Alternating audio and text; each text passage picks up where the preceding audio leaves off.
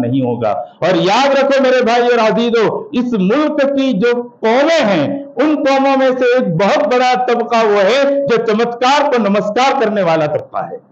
چمتکار کو نمسکار کرنے والا طبقہ ہے۔ ہمیں اپنے اخلاق کے ذریعے سے چمتکار کو دکھلانے کی ضرورت ہے، ان کی جانب سے نمسکار فوراً ہو جانے والا ہے۔ میں صرف اپنا ایک معمولی واقعہ بیان کر رہا ہوں، اور وہ یہ ہے کہ چند سال پہلے میں کولہاپور سے ریل کے اندر بیٹھا، میرے سامنے کی سیٹ کے اوپر ایک بہت بڑھیا عورت تنے تنہا بیٹھی ہوئی تھی۔ میں نے اس کی کوئی خدمت نہیں کی، اس سے بات چیت بھی نہیں کی، حتیٰ کہ رمضان کے ایام تھے، افطاری کا وقت آیا، ٹرین ایک جگہ کے اوپر رکی، میں سامنے نل دیکھا، ٹھنڈا پانی نظر آیا، میں بوتل لے کر پانی اس میں سے بھرا، اور میں نے اس بڑھیا عورت سے کہا کہ کیا آپ کو پانی کی ضرورت ہے؟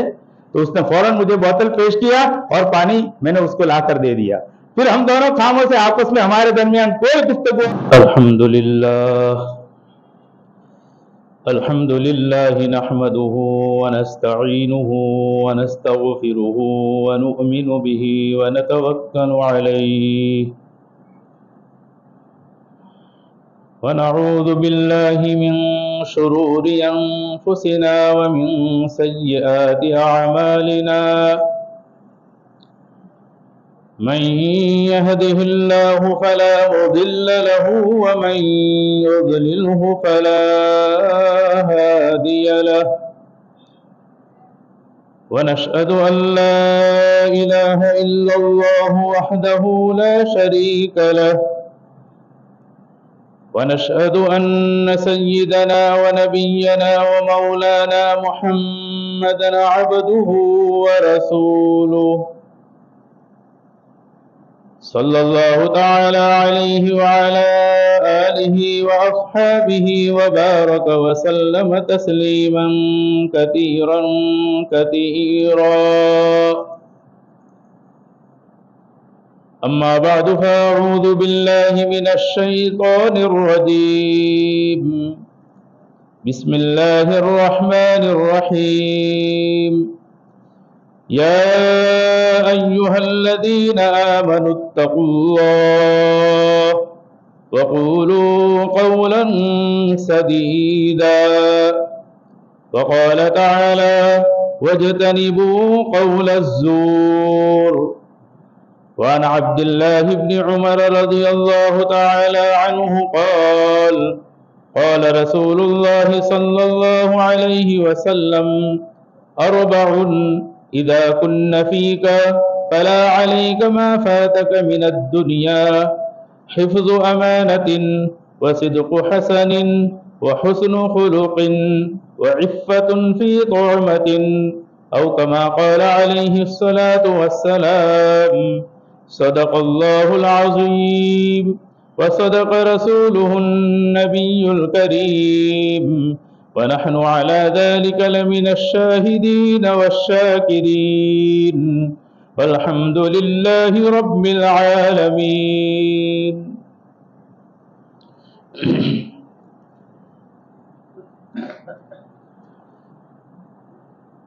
بزرگان محترم، عزیز نوجوان بھائیو، اللہ وحدہ لا شریک لہ کا بڑا ہی انعام اور کرم ہوا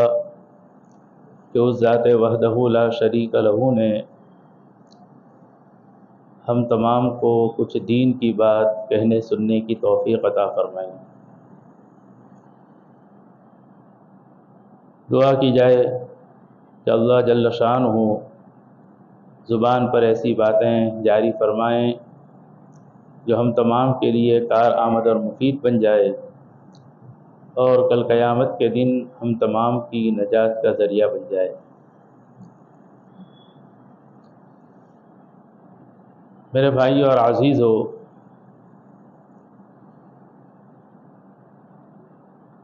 میں نے ابھی آپ حضرات کے سامنے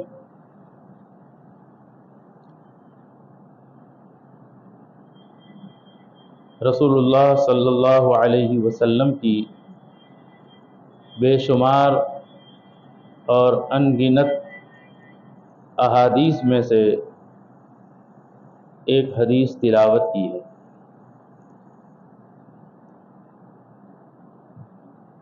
اس حدیث پاک کو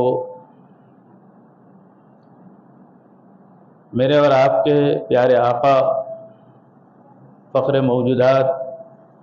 تاجدار مدنی خاتم النبیین حضرت محمد الرسول اللہ صلی اللہ علیہ وسلم سے سن کر روایت کرنے والے 3 ذلیل القدر صحابہ رضی اللہ عنہم اجمعین ہیں۔ آپ سے اس حدیث کو سن کر روایت کرنے والے 3 بڑے صحابی ہیں۔ ایک ہے عبداللہ ابن عمر رضی اللہ تعالی عنہ، ایک ہے عبداللہ ابن عباس رضی اللہ تعالی عنہ، اور ایک ہے عبداللہ بن عمرو رضی اللہ تعالی عنہ۔ یہ 3 صحابہ ہیں جنہوں نے رسول اللہ صلی اللہ علیہ وسلم سے اس حدیث کو سنا ہے اور ہم تک پہنچانے کی ذمہ داری ادا کی ہے۔ میں نے اس حدیث پاک کو جہاں سے روایت کیا ہے وہ مسند احمد ہے۔ مسند احمد میں ایک ذلیل القدر عالم دین اور ذلیل القدر امام، جن کو ہم حضرت امام احمد بن حنبل رحمۃ اللہ تعالی علیہ سے جانتے ہیں اور پہچانتے ہیں، انہوں نے اپنی کتاب مسند احمد میں اس حدیث کو بروایت عبداللہ بن عمر رضی اللہ تعالی عنہ روایت کیا ہے۔ عبداللہ بن عمر رضی اللہ تعالی عنہ رسول اللہ صلی اللہ علیہ وسلم کی مجلس کے بچپن سے ہمیشہ کے حاضر باش صحابی ہے۔ رسول اللہ صلی اللہ علیہ وسلم کی بہت صحبت اٹھائی ہے۔ بچپن ہی سے اللہ کے رسول صلی اللہ علیہ وسلم کے دربار میں اور مجلس میں حاضر ہونے کا ان کا معمول اور ان کی عادت رہی ہے۔ بخاری شریف میں واقعہ مذکور ہے کہ یہ اپنے والد بزرگوار حضرت خلیفہ ثانی حضرت عمر رضی اللہ تعالی عنہ کے ساتھ رسول اللہ صلی اللہ علیہ وسلم کی مجلس میں حاضر ہوئے تھے۔ اللہ کے حبیب رسول اللہ صلی اللہ علیہ وسلم نے بہت سے صحابہ بیٹھے ہوئے ہیں، ان تمام کے تمام صحابہ سے ایک علمی سوال کیا تھا، ایک علمی سوال کیا تھا۔ بخاری شریف کے بالکل شروع کے اندر یہ واقعہ مذکور ہے۔ کسی نے اس کا جواب نہیں دیا، پھر آپ علیہ السلام نے اس کا جواب دیا۔ مجلس ختم ہوئی، مجلس کے ختم ہونے کے بعد جب گھر جانے لگے تو راستے میں یہ حضرت عبداللہ رضی اللہ تعالی عنہ اپنے والد حضرت عمر بن خطاب رضی اللہ تعالی عنہ سے کہنے لگے کہ ابو جان، آج رسول اللہ صلی اللہ علیہ وسلم نے جو سوال کیا تھا اس سوال کا جواب مجھے معلوم تھا، میں وہ سوال کا جواب اچھی طرح جانتا تھا۔ حضرت عمر رضی اللہ تعالی عنہ نے کہا کہ بیٹے، اگر تم اس مجلس کے اندر جو سوال ہوا تھا اس کا جواب تم کو معلوم تھا اور تم وہ جواب دے دیتے تو میری عزت بڑھ جاتی۔ ہوتا ہے نا ایسا کہ اگر بیٹا کوئی کارنامہ انجام دے تو باپ کا سر فخر سے اونچا ہو جاتا ہے، باپ اپنے بیٹے کے اوپر فخر کرتا ہے کہ میرا بیٹا ہے جس نے یہ کام انجام دیا ہے، جس نے یہ کارنامہ کیا ہے۔ تو وہ تو اللہ کے رسول علیہ السلام کی مجلس تھی، آپ کا دربار تھا، سوال علمی تھا۔ حضرت عمر رضی اللہ تعالیٰ عنہ کے بیٹے عبداللہ باوجود اس کے کہ جواب جانتے تھے نہیں بولے۔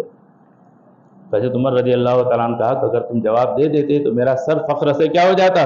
بلند ہو جاتا، میری عزت بڑھ جاتی، اور کہنے والا کہتا ہے کہ دیکھو یہ عبداللہ ہے جو حضرت عمر رضی اللہ تعالیٰ عنہ کا بیٹا ہے۔ کبھی باپ سے اولاد کی پہچان ہوتی ہے، کبھی اولاد سے باپ کی پہچان ہوتی ہے۔ تو اس سب موقع کے اوپر کیا ہو جاتا، اس موقع پر ہوتا یہ کہ اولاد سے باپ کی پہچان ہو جاتی، تو میرا سر فخر سے کیا ہو جاتا، بلند ہو جاتا۔ کوئی بڑے عالم دین ہیں، بہت بڑا اونچا رکھنے والے ہیں، ان کے والد کو کوئی نہیں جانتا، ان کو لوگ جانتے ہیں۔ اب ان کے والد کا گزر ہو جائے تو کوئی کیا کہے گا؟ کوئی یہی کہے گا کہ فلاں عالم دین کے یہ والد ہے۔ تو باپ سے اولاد کی پہچان نہیں ہو رہی، بلکہ اولاد سے باپ کی پہچان ہو رہی ہے۔ تو بہرحال حضرت عمر رضی اللہ تعالیٰ عنہ کہنے لگے کہ بیٹے اس مجلس کے اندر تم جواب دے دیتے تو ایسی صورت کے اندر میرا سر فخر سے بلند ہو جاتا، میری عزت بڑھ جاتی۔ میرے بھائی اور عزیزو، دراصل بات جو تھی وہ یہ تھی کہ بہت ممکن ہے اور صحابہ بھی اس کا جواب جانتے ہو، لیکن کسی نے جواب نہیں دیا۔ علماء کرام ارشاد فرماتے ہیں، بلکہ احادیث کے اندر یہ بات صراحت کے ساتھ مذکور ہے کہ رسول اللہ صلی اللہ علیہ وسلم کی مجلس میں جب صحابہ رضی اللہ عنہ مجمعین حاضر ہوتے تو تمام کے تمام بالکل خاموشی کے ساتھ حرکت کیے بغیر بیٹھے رہتے تھے۔ صحابہ رضی اللہ عنہ مجمعین ارشاد فرماتے ہیں کہ جب ہم رسول اللہ صلی اللہ علیہ وسلم کی مجلس میں حاضر ہوتے تو آپ کے ادب میں اور آپ کے احترام میں ہم اس طرح بیٹھتے گویا کہ ہمارے سروں کے اوپر پرندے بیٹھے ہوئے ہیں۔ آپ نے دیکھا ہوگا کہ درخت کی جس ٹہنی کے اوپر پرندہ بیٹھتا ہے، اگر وہ ٹہنی حرکت کرتی ہے اور وہ ٹہنی ہلتی ہے تو پرندہ اس پر سے اڑ جاتا ہے، اور ایسی ٹہنی کے اوپر جا کر بیٹھتا ہے جو ٹہنی حرکت نہیں کرتی ہے، جس ٹہنی میں سکون اور وقار ہوتا ہے اس ٹہنی کے اوپر جا کر پرندہ بیٹھ جاتا ہے۔ تو صحابہ رضی اللہ عنہ مجمعین ارشاد فرماتے ہیں کہ ہم رسول اللہ صلی اللہ علیہ وسلم کی مجلس میں ہم اس طرح بیٹھتے تھے گویا کہ ہمارے سروں کے اوپر پرندے بیٹھے ہوئے ہیں، ہم ادب سے بیٹھے رہتے تھے، اور آپ کی دربار میں اور آپ کی مجلس میں ہماری جانب سے یہ التزام ہوتا تھا اور ہم اس بات کا خیال رکھتے تھے کہ ہم آپ کی زبان مبارک سے کچھ سنیں، ہم اپنی طرف سے کچھ نہ بولیں۔ عام طور پر صحابہ کا یہی مزاج تھا اور یہی طرز عمل تھا کہ آپ علیہ الصلوۃ والسلام کی مجلس میں حاضر ہوتے تو حاضر ہونے کے بعد خاموش رہا کرتے تھے، بولتے نہیں تھے۔ جیسے ہوتا ہے نا، کسی بڑے کی مجلس ہے تو چھوٹے لوگ بولنے کو وہاں بیعت بھی سمجھتے ہیں، تو صحابہ رضی اللہ تعالیٰ عنہ مجمعین بھی رسول اللہ صلی اللہ علیہ وسلم کی مجلس میں کچھ بولنے کو بیعت بھی سمجھتے تھے، اچھا نہیں سمجھتے تھے، اس لیے عموماً خاموش رہتے تھے۔ اور وہ چونکہ علم حاصل کرنے کے لیے وہاں پر آتے تھے، کوئی اور مقصد ان کا نہیں ہوتا تھا، اس لیے ان کی تمنا یہی ہوتی تھی کہ آپ کی زبان مبارک سے ارشادات جاری ہوتے رہیں اور ہم سنتے رہیں اور ہم اپنی علمی پیاس کو بجھاتے رہے۔ اس لیے صحابہ رضی اللہ عنہ مجمعین وہاں پر خاموش رہا کرتے تھے۔ بڑے بڑے صحابہ جیسا کہ احادیث میں آتا ہے کہ ابو بکر صدیق رضی اللہ تعالیٰ عنہ بھی موجود ہے، حضرت عمر رضی اللہ تعالیٰ عنہ بھی موجود ہے، اور بھی بڑے بڑے صحابہ ہیں، کوئی بھی آپ کی مجلس کے اندر بولتا نہیں تھا۔ تو یہ تو حضرت عبداللہ رضی اللہ تعالیٰ عنہ ہے جو بالکل بچپن کے زمانے میں رسول اللہ صلی اللہ علیہ وسلم کی مجلس میں حاضر ہے، تقریباً 6-7 سال کی ان کی عمر ہے، جب بڑے بڑے بولنے کی ہمت نہیں کرتے ہیں تو یہ چھوٹے صحابی جو عبداللہ ہے، ابھی جن کی عمر 7 سال کی ہے، کیسے بول سکتے ہیں؟ اس لیے یہ بھی خاموش رہے، اور مجلس ختم ہوئی تو اپنے باپ کے سامنے عرض کیا کہ اس سوال کا جواب میں جانتا تھا۔ بہرحال یہ وہ صحابی ہے جن کو رسول اللہ صلی اللہ علیہ وسلم کی مجلس میں ایک بہت بڑا مقام حاصل تھا۔ آپ کو معلوم ہونا چاہیے کہ رسول اللہ صلی اللہ علیہ وسلم جب دنیا سے رخصت ہو گئے تو 7 صحابہ ایسے تھے جو مدینہ کے بڑے مفتیان کرام سمجھے جاتے تھے۔ ان میں سے عبداللہ ابن عباس ہے، عبداللہ ابن مسعود ہے، عبداللہ ابن عمر رضی اللہ تعالیٰ عنہ ہے، عبداللہ ابن عمر ہے، عبداللہ ابن زبیر ہیں۔ یہ 7 صحابہ ہیں جن کو عباد علیہ سبعہ بھی کہا جاتا ہے اور عباد علیہ اربعہ بھی کہا جاتا ہے۔ تو حضرت عبداللہ بن عمر رضی اللہ تعالیٰ عنہ یہ وہ صحابی ہے کہ رسول اللہ صلی اللہ علیہ وسلم کے دنیا سے رخصت ہو جانے کے بعد جب کسی کو بھی کوئی علمی مسئلہ پیش آ جاتا اور کسی کو بھی کوئی مسئلہ معلوم کرنا ہوتا تو ان 7 صحابہ کے پاس پہلے جایا کرتے تھے۔ ان میں سے ایک عبداللہ بن عمر رضی اللہ تعالیٰ عنہ بھی ہے۔ یہ عبداللہ بن عمر رضی اللہ تعالیٰ عنہ حدیث بیان کرتے ہیں اور فرماتے ہیں کہ ایک مرتبہ رسول اللہ صلی اللہ علیہ وسلم نے ان کو مخاطب کیا اور مخاطب کر کر عرض کیا کہ اربعن اذا کن فیک فلا بأس علیک ما فاتک من الدنیا، کہ عمر بن خطاب رضی اللہ تعالیٰ عنہ کے بیٹے عبداللہ، اگر تمہاری زندگی کے اندر 4 خصلتیں آ جائیں تو اور تم اپنی زندگی کے اندر 4 چیزوں کی عادت بنا لو تو ایسی صورت کے اندر کوئی حرج اور کوئی پریشانی نہیں ہے اس بات کی کہ تمہارا دنیا کا کوئی نقصان ہو جائے۔ تمہارا دنیا کا کوئی نقصان ان 4 خصلتوں کے اختیار کر لینے کے بعد اگر ہو جائے تو کوئی حرج کی اور کوئی پریشانی کی بات نہیں ہے۔ دراصل میرے اور آپ کے پیارے آقا جناب محمد الرسول اللہ صلی اللہ علیہ وسلم یہ ارشاد فرمانا چاہتے ہیں کہ یہ 4 خصلتیں ایسی خصلتیں ہیں اور یہ 4 اوصاف ایسے اوصاف اور ایسی صفتیں ہیں کہ جو بھی مسلمان ان 4 صفت کو اپنی زندگی کے اندر داخل کر لے گا اور ان 4 عادتوں کی عادت بنا لے گا اور 4 اعمال کو اپنی زندگی کے اندر داخل کر لے گا تو ایسا تو ہو ہی نہیں سکتا کہ اس کا دنیا کو کوئی نقصان ہو جائے۔ لیکن اگر ان 4 خصلتوں میں سے کسی ایک خصلت کو بھی اختیار کرنے کے بعد اور عمل کرنے کے بعد تمہارا دنیا کا نقصان ہوتا ہے تو ہو جانے دو، بہرحال تمہارا آخرت کا کوئی نقصان نہیں ہوگا۔ ایک مسلمان کی نظر جو ہوتی ہے وہ آخرت کے اوپر ہوتی ہے۔ جس شخص کا اللہ اور اللہ کے رسول علیہ السلام کے اوپر ایمان ہے، موت اور موت کے بعد والی زندگی کے اوپر جس کا ایمان ہے، تو اس کی نظر دنیا کے اوپر کبھی بھی نہیں ہوتی ہے، اس کی نظر آخرت کے اوپر ہوتی ہے۔ اور رسول اللہ صلی اللہ علیہ وسلم دنیا کے اندر جو تشریف لائے تھے تو آپ کی بعثت کا جو مقصد اولین تھا، وہ مقصد اولین جو تھا وہ یہ تھا کہ لوگوں کو آخرت کے اعتبار سے بیدار کرے اور آخرت کی فکر لوگوں کے دلوں کے اندر گھسا دے اور بٹھا دے۔ اس مقصد کے تحت اللہ کے رسول علیہ السلام فرماتے ہیں کہ عمر بن خطاب رضی اللہ تعالیٰ عنہ کے بیٹے عبداللہ، تم اپنی زندگی کے اندر 4 خصلتوں کو داخل کر لو، ان 4 خصلتوں کے داخل کرنے کے بعد تمہارا دنیا کا نقصان ہوتا ہے تو ہو جانے دو۔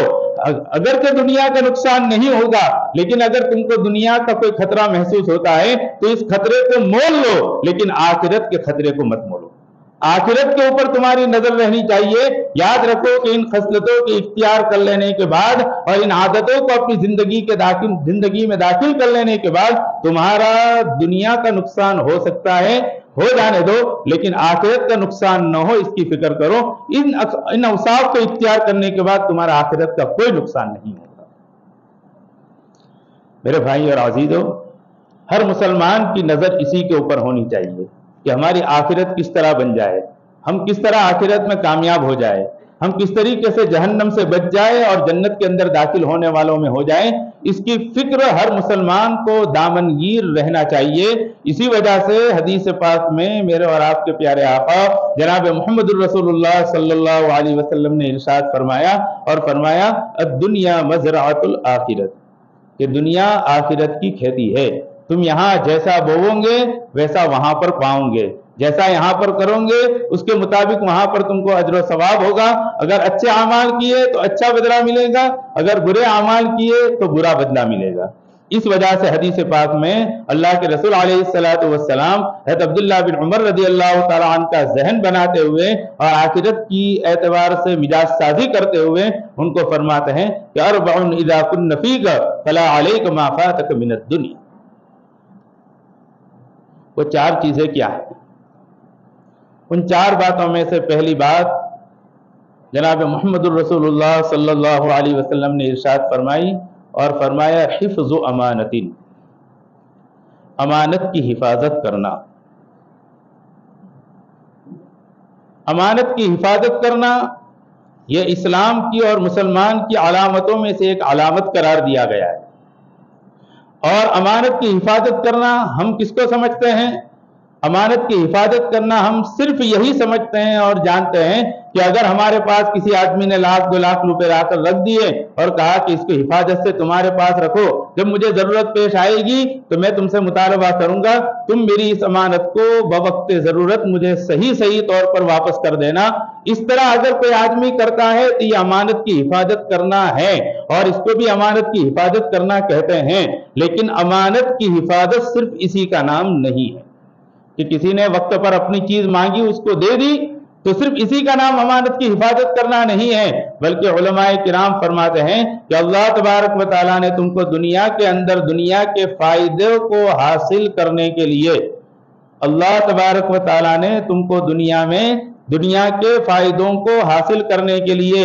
آنکھ دی ہے، کان دیا ہے، زبان دی ہے، ہاتھ پیر دیے ہیں، طاقت دی ہے، صحت دی ہے औलाद दी है, बीवी दी है, न मालूम तुमको अल्लाह तबारक व तआला ने कितनी नेमतों से नवाज रखा है। ये तमाम की तमाम नेमतें तुम्हारे पास अल्लाह तबारक व तआला की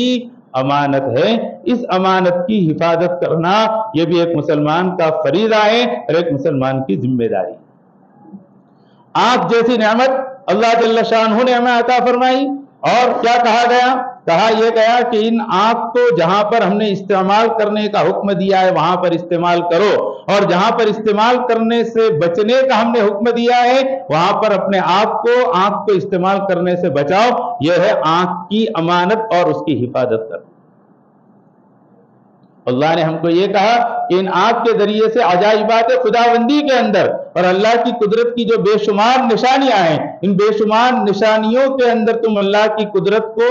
गौर से देखो और अल्लाह की मारिफत हासिल करो और अल्लाह तक पहुंचने को, इसके इन नेमतों को अल्लाह तक पहुंचने का जरिया बनाओ। अल्लाह तबारक व तआला ने आंख की नेमत के जरिए से हमको इसका हुक्म दिया है। अगर अल्लाह की अजाइबात में और अल्लाह की कुदरत के अंदर हम इन आंख को इस्तेमाल करते हैं और गौर फिक्र करते हैं तो ये आंख की हिफाजत करना है। लेकिन अगर हमने इस आंख का गलत इस्तेमाल किया, जैसा कि हदीस पाक में मेरे और आपके प्यारे आका जनाब मुहम्मदुर रसूलुल्लाह सल्लल्लाहु अलैहि वसल्लम ने इरशाद फरमाया कि नजर शैतान के तीरों में से एक तीर है, शैतान की चालों में से एक चाल है। मतलब क्या है? मतलब यह है कि इन आंख को नामहरम औरत के ऊपर निगाह करने से बचने का हुक्म दिया गया है और नामहरम पर नजर डालने से मना फरमाया है। अगर इन आंख को हम किसी नामहरम औरत की तरफ देखते हैं और उस पर नजर डालते हैं तो ये अमानत की हिफाजत करना नहीं है। शैतान ने इस तीर के जरिए से हमारे ईमान को खराब करने की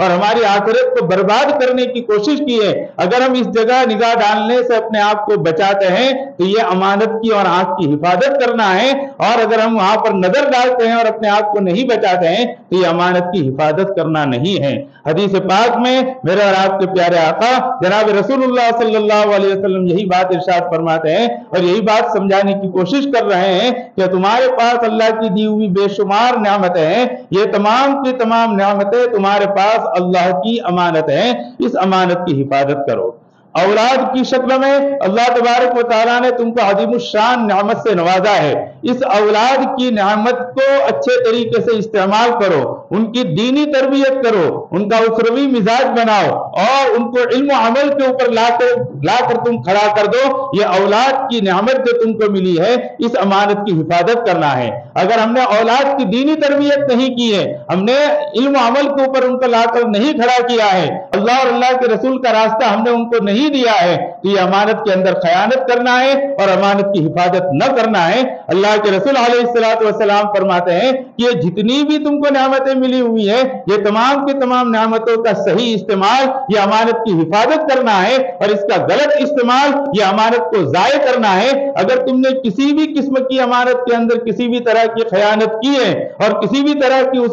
तरह से उसको जाये किया है, तो ऐसी सूरत के अंदर समझ लो कि तुम्हारा आखिरत का नुकसान होने वाला है। और अगर इस अमानत को तुमने सही तरीके से अदा किया तो हो सकता है तुम्हारा दुनिया का नुकसान हो जाए, हो जाने दो, लेकिन तुम्हारा आखिरत का बिल्कुल भी नुकसान नहीं होगा।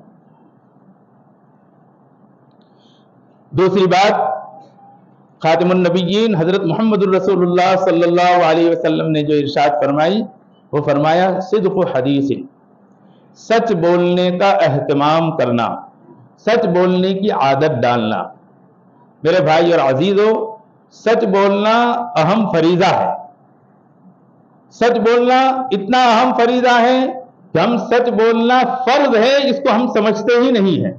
हमारे जहन के अंदर और हमारे दिलो दिमाग के अंदर ये बात ही नहीं है कि सच बोलना फर्ज है, हालांकि सच बोलना ये भी फर्ज है। इसी वजह से हदीस पाक में आता है, एक हदीस में अल्लाह के रसूल अलैहिस्सलातु वस्सलाम इरशाद फरमाते हैं, हज़रत अबू हुरैरा रज़ियल्लाहु तआला अन्हु की हदीस है, वो फरमाते हैं कि रसूलुल्लाह सल्लल्लाहु अलैहि वसल्लम ने इरशाद फरमाया कि ला युमिनु अहदुकुम अल ईमान कुल्लहु हत्ता यत्रुकल किज़्ब फिल मज़ाह व यत्रुकल मिराअ व इन कान सादिक़न, कि तुम में से कोई भी आदमी कामिल मोमिन, सच्चा और पक्का मोमिन उस वक्त तक नहीं हो सकता जब तक कि अपनी जिंदगी से दो चीजों को न निकाल दे।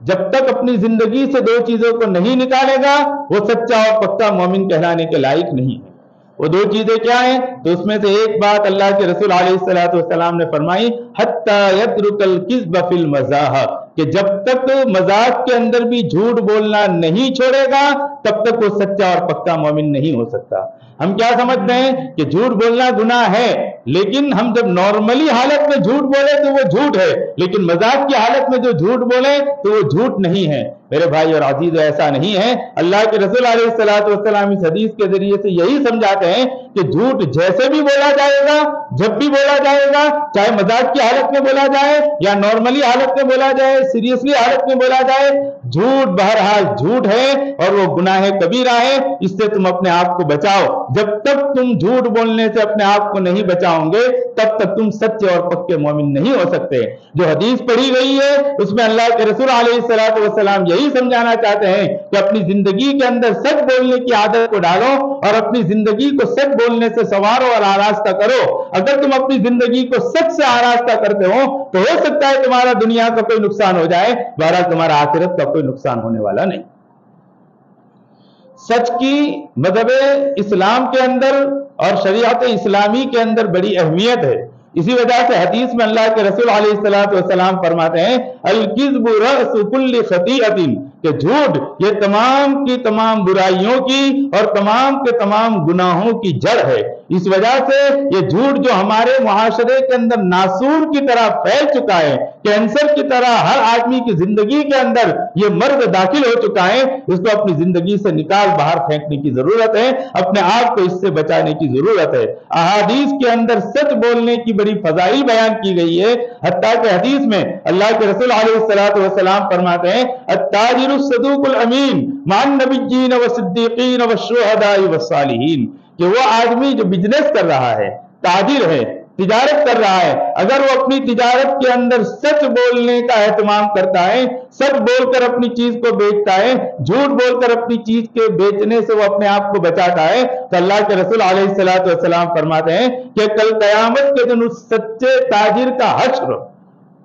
انبیاء کے ساتھ، شہداء کے ساتھ، صالحین کے ساتھ اور صدیقین کے ساتھ ہوگا۔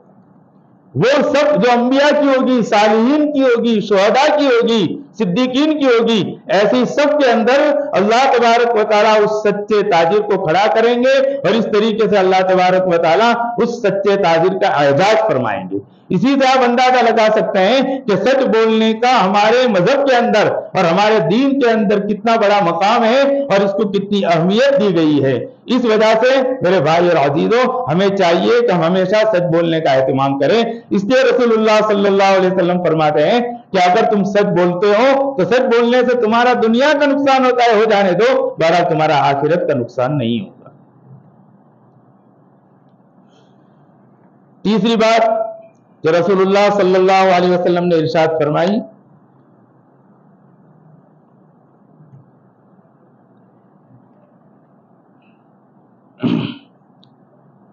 فرمایا وہ حسن خلق، اپنے کیریکٹر کو عمدہ سے عمدہ بنانا، اپنی زندگی کو عمدہ اخلاق سے آراستہ کرنا۔ میرے بھائیوں، سچ بولنے کا ہمارے مذہب میں جتنا بڑا مقام ہے، اس سے کئی دوگنا بڑا مقام اپنے آپ کے اعمال کو اور اپنی زندگی کو عمدہ اخلاق سے آراستہ کرنے کا ہے۔ عمدہ اخلاق سے اپنے آپ کو مزین کرنا اور آراستہ کرنا اور عمدہ اخلاق کے ساتھ لوگوں کے ساتھ پیش آنا، یہ اتنا اونچا مقام ہے، اتنا اونچا مقام ہے کہ حدیث پاک میں اللہ کے رسول علیہ الصلوۃ والسلام ارشاد فرماتے ہیں ان المؤمن لیدرک بحسن خلقہ قائم اللیل وصائم النہار۔ اللہ کے رسول علیہ الصلوۃ والسلام ارشاد فرماتے ہیں کہ ایک مسلمان اور ایک مومن اپنے عمدہ اخلاق کے ذریعے سے روزانہ روزہ رکھنے والوں کے اور رات رات بھر عبادت کرنے والے کے درجے کو اور مقام کو پہنچ جاتا ہے۔ ایک آدمی ایسا ہے کہ جو روزانہ روزے رکھتا ہے اور رات رات بھر وہ عبادت میں مشغول رہتا ہے، تہجد کی نماز اس کی کبھی بھی فوت نہیں ہوتی ہے اور بہت اہتمام سے رات رات بھر وہ عبادت کرتا ہے اور روزے رکھتا ہے، لیکن اس کے اخلاق عمدہ نہیں ہیں، تو میرے بھائی اور عزیزو، یہ رات بھر کی عبادت روزانہ کے روزے کچھ کام آنے والے نہیں۔ لیکن ایک وہ آدمی جس کے اخلاق عمدہ ہے، جس کا کیریکٹر بہترین ہے، وہ اپنے بہترین کیریکٹر کی وجہ سے، عمدہ اخلاق کی وجہ سے، جو لوگ ہمیشہ عبادت کے اندر مشغول رہتے ہیں، روزانہ روزے رکھتے ہیں، بڑے بڑے عبادت گزاروں کے درجے کو وہ پہنچ جائے گا اور بڑے بڑے عبادت گزاروں کے مقام کو حاصل کر لے گا۔ میرے بھائی اور عزیزو، آج ہمارے اس معاشرے کے اندر ہمیں اپنے آپ کو عمدہ کیریکٹر اور عمدہ اخلاق کے ذریعے سے آراستہ کرنے کی بہت زیادہ ضرورت ہے۔ غور کیجئے صحابہ رضی اللہ تعالیٰ عنہ مجمعین کی زندگی کا اور رسول اللہ صلی اللہ علیہ وسلم کی سیرت کا مطالعہ کیجئے تو معلوم یہ ہوگا کہ یہ دین اسلام جو آج چار بانگ عالم کے اندر پھیلا ہوا ہے، اور یہ مذہب اسلام جو پوری دنیا کے اندر پھیلا ہوا ہے، اور مسلمان جو پوری دنیا کے اندر نظر آتے ہیں، یہ کس بات کا نتیجہ ہے؟ یہ صحابہ رضی اللہ تعالیٰ عنہ مجمعین کے بہترین کیریکٹر کا اور صحابہ رضی اللہ تعالیٰ عنہ کے عمدہ اخلاق اور رسول اللہ صلی اللہ علیہ وسلم کے عمدہ اخلاق کا نتیجہ ہے۔ آپ کو معلوم ہے رسول اللہ صلی اللہ علیہ وسلم غزوے کے لیے گئے ہوئے ہیں، غزوے سے واپس آ رہے ہیں، جنگل کے اندر کسی درخت کے نیچے آپ آرام فرما رہے ہیں۔ صحابہ رضی اللہ تعالیٰ عنہ مجمعین کی عادت یہ تھی کہ جب کہیں سفر میں جانا ہوتا یا آنا ہوتا تو آپ علیہ السلام کے لیے درخت تلاش کرتے، جو گھٹا دار درخت ہوتا، جو لمبا چوڑا درخت ہوتا، اس درخت کے نیچے آپ کے آرام کا انتظام فرما دیا کرتے تھے۔ عربستان، وہاں درخت بہت کم نظر آتے ہیں آج بھی، اور پہلے کیا حال ہوگا اس کا اندازہ آپ لگا سکتے ہیں۔ اس لیے آپ علیہ السلام کے لیے سائے کا انتظام صحابہ رضی اللہ عنہ مجمعین کیا کرتے تھے۔ ایک دوران سفر میں آپ علیہ السلام کو ایک درخت کے نیچے آرام کرنے کے لیے لٹا دیا، اور صحابہ رضی اللہ تعالیٰ عنہ مجمعین پھیل گئے دور دور اور اپنی اپنی ضروریات کے اندر مشغول ہو گئے۔ مشکات شریف کے اندر صراحت کے ساتھ یہ بات بیان کی گئی ہے۔ بہرحال ایک کافر کو موقع مل گیا، آپ کی تلوار درخت کے اوپر لٹک رہی ہے، اس نے اس تلوار کو اپنے ہاتھ سے اٹھا لیا اور کہنے لگا کہ محمد بتا آج مجھ سے تجھ کو کون بچائے گا؟ تو آپ علیہ السلام نے دل کی گہرائی سے اللہ کے مکمل قدرت رکھنے کا اعتقاد رکھتے ہوئے کہ قدرت کاملہ کا مالک اور قدرت حقیقیہ کا مالک اللہ تبارک و تعالیٰ ہی ہے، دشمنوں سے حفاظت کرنے والا اور دشمنوں کے شر سے بچانے والا اگر کوئی ہے تو وہ اللہ ہی ہے، اللہ کے علاوہ کوئی اور نہیں ہے۔ اس استحضار کے ساتھ رسول اللہ صلی اللہ علیہ وسلم نے اپنی دل کی گہرائی سے کہا اللہ۔ بس یہ کہنا تھا کہ اس کافر کے بدن کے اوپر کپ کپی طاری ہو گئی، تلوار اس کے ہاتھ سے گر گئی۔ آپ علیہ السلام نے اس تلوار کو اٹھایا اور تلوار اٹھانے کے بعد کہا کہ اب بتا مجھ سے تجھ کو کون بچائے گا؟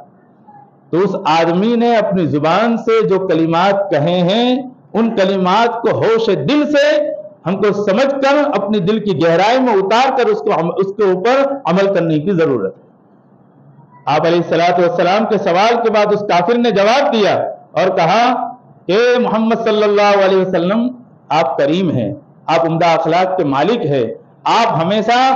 کمزور کی مدد کیا کرتے ہیں، آپ کبھی کسی نہتے کے اوپر کبھی حملہ نہیں کرتے ہیں، آپ کی اخلاق کریمانہ اور آپ کی عادت شریفہ سے مجھے امید یہی ہے کہ ابھی میں نہتا ہوں، مجھ نہتے کے اوپر آپ حملہ نہیں کریں گے اور میری جان کے لینے کے اوپر آپ آمادہ نہیں ہوں گے۔ اس بات کو اس نے رسول اللہ صلی اللہ علیہ وسلم کے سامنے پیش کیا۔ آپ علیہ السلام نے اس کو چھوڑ دیا اور معاف کر دیا۔ میرے بھائی اور عزیزو، آج ہمارا حال کیا ہے؟ خاص طور پر بڑی بڑی سٹیوں میں دیکھا جاتا ہے کہ ایک کی بائک دوسرے کی بائک سے ذرا سی ٹکرا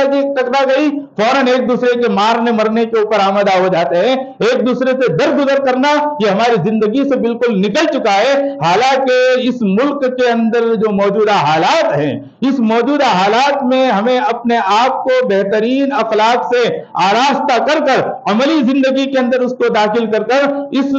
ملک کے اندر بسنے والی قوموں کے ساتھ پیار اور محبت کے ساتھ پیش آنے کی بے انتہا ضرورت ہے۔ ہم نے اس اخلاق کو لوگوں کے سامنے جو پیش کرنا چاہیے اور اس عمل کے ساتھ جو ہمیں زندگی گزارنا چاہیے، پچھلے سالوں میں ہم نے اس کے اوپر عمل نہیں کیا، جس کا نتیجہ آج ہم اپنی آنکھوں کے سامنے دیکھ رہے ہیں اور نتیجہ بھگت رہے ہیں۔ میرے بھائی اور عزیزوں، اگرچہ دیر بہت ہو چکی ہے لیکن شام کا صبح کا بھولا شام کو واپس آ جائے تو اس کو بھولا نہیں کہتے ہیں۔ آج ہمیں ضرورت ہے اس بات کی کہ ہم اپنے اخلاق کو بہتر سے سے بہتر بنائے اور اس ملک کے اندر جو دوسری قومیں آباد ہیں ان کے ساتھ بہترین کیریکٹر اور بہترین اخلاق کے ساتھ پیش آئے۔ بہت ممکن ہے کہ ہم میں سے کوئی ایک آدمی اپنے آپ کو اخلاق سے آراستہ کر لیں اور بہترین کیریکٹر کے ساتھ لوگوں کے سامنے پیش آئے، تو جس طرح رسول اللہ صلی اللہ علیہ وسلم اور صحابہ رضی اللہ عنہم اجمعین کے اخلاق کو دیکھ کر لوگ مسلمان ہو چکے تھے، ہمارے اخلاق کو دیکھ کر بھی لوگ مسلمان ہو سکتے ہیں۔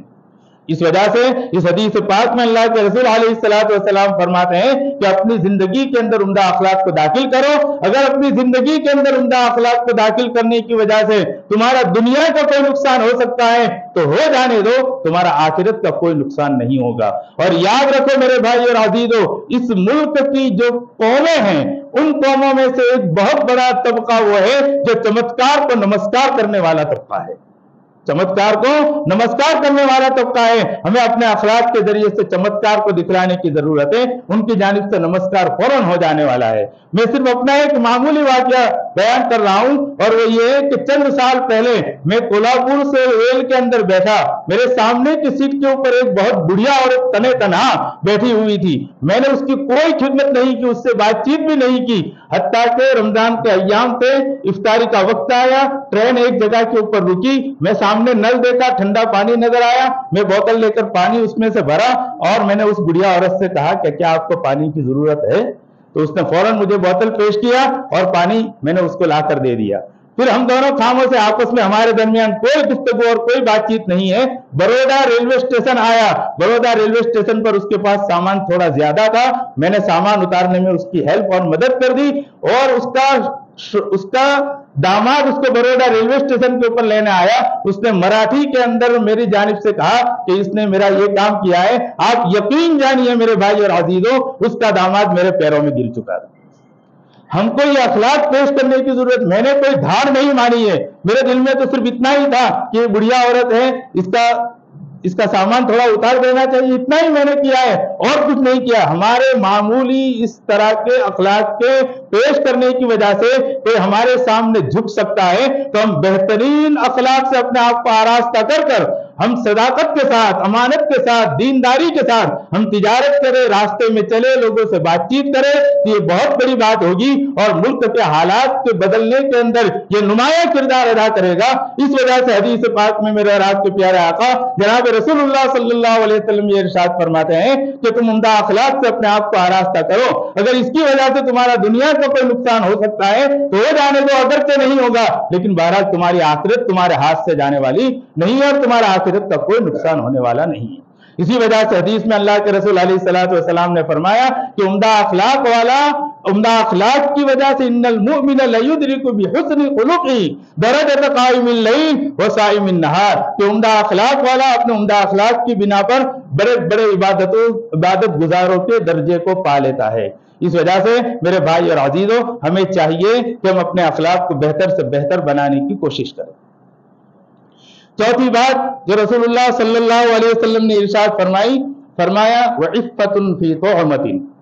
کھانے پینے کی چیزوں میں حلال کا خیال کرنا اور حرام کھانے پینے سے اپنے آپ کو بچانا۔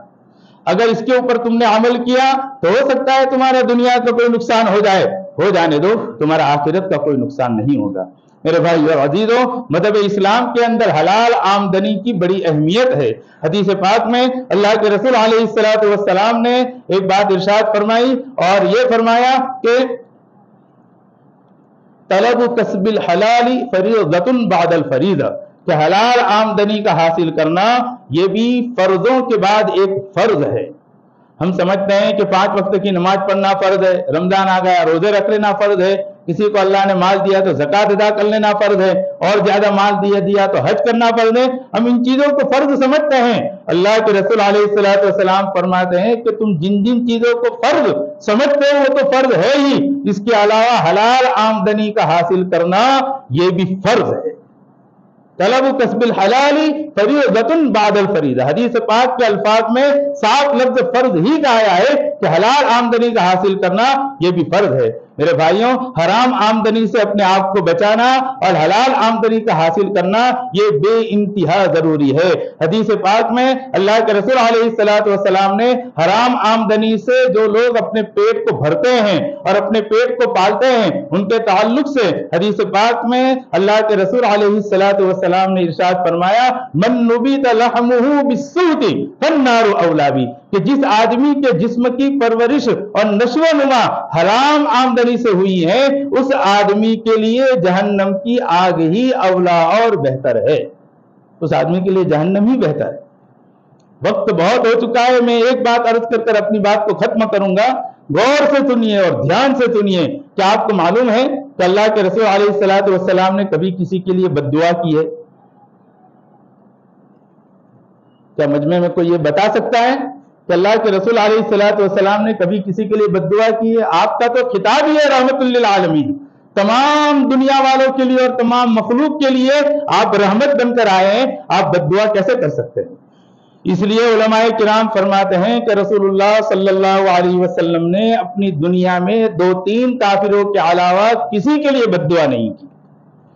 آپ کی جان کے اوپر بھی کوئی آ چکا ہے، ہزاروں مرتبہ ابو جہل نے آپ کو مارنے کی، جان سے مارنے کی کوشش کی، اس کے باوجود بھی اس کے لیے بھی آپ نے بد دعا نہیں کی، لیکن 2-3 کافروں کے لیے آپ نے بد دعا کی ہے۔ تو وہاں بھی علماء کرام یہ فرماتے ہیں کہ ان کافروں نے ایسی خطرناک خباثت کی تھی اور ایسی خطرناک شرارت کی تھی کہ اللہ کا غضب جوش میں آ چکا، اور اللہ تبارک و تعالیٰ نے آخرت کے اندر ان کے لیے اتنا خطرناک عذاب مقرر کیا کہ آپ علیہ الصلوۃ والسلام کا دل اس عذاب کو دیکھ کر دہل گیا، اور دنیا کے اندر آپ نے ان کے لیے بد دعا کر دی تاکہ دنیا میں ان کو سزا مل جائے اور وہ سزا ان کی ہلکی ہو جائے۔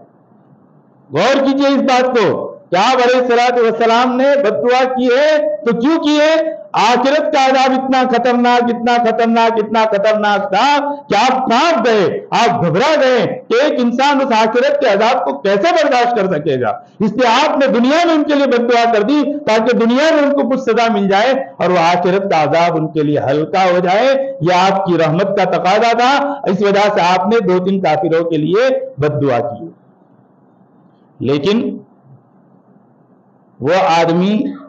جو دنیا میں حرام آمدنی سے اپنے پیٹ کو بھرتا ہے اور حرام آمدنی حاصل کرتا ہے، اس کے لیے اللہ کے رسول علیہ الصلوۃ والسلام نے جو حدیث میں نے پڑھی ہے اس حدیث میں دبے الفاظ میں بد دعا کی اور کہا، من نبت لحمہ بالسوء فالنار اولی بہ، کہ جس آدمی کے جسم کی نشو و نما حرام آمدنی سے ہوئی ہے اس کے لیے جہنم کی آگ ہی بہتر ہے۔ یہ بد دعا نہیں ہے، ایک مسلمان کے لیے یہ بد دعا ہے۔ یاد کیجئے، یاد رکھیے، حلال آمدنی کا حاصل کرنے کا مکلف اور حرام سے بچانے کا مکلف ایک مسلمان ہے، غیر مسلم نہیں ہے۔ تو جو مسلمان حرام آمدنی حاصل کرتا ہے اور حرام آمدنی سے اپنے بیوی بچوں کا اور اپنا پیٹ بھرتا ہے تو اس شخص کے لیے اللہ کے رسول علیہ الصلوۃ والسلام نے دبے الفاظ میں اور چھپے ہوئے الفاظ میں اس حدیث پاک میں بد دعا کی ہے۔ بلکہ ایک حدیث میں چلے جاؤ تو صراحتاً بد دعا کی ہے، فرمایا، لعن اللہ علی آکلہ و موکلہ و کاتبہ و شاہدہ، کہ جو آدمی حرام کھاتا ہے، حرام کھلاتا ہے، حرام کے کام میں کوئی آدمی مددگار بنتا ہے، حرام کے کام میں کوئی آدمی لکھائی پڑھائی کرتا ہے، یعنی آمدنی حرام لکھنے والا، لکھنے کا کام جو کرتا ہے، جو گواہ بنتا ہے، ایسے 4 قسم کے لوگوں کے لیے جو حرام آمدنی میں ملوث ہے، ایسے لوگوں کے لیے صراحت کے ساتھ اس حدیث میں اللہ کے رسول علیہ الصلوۃ والسلام نے بد دعا کی ہے۔ اس وجہ سے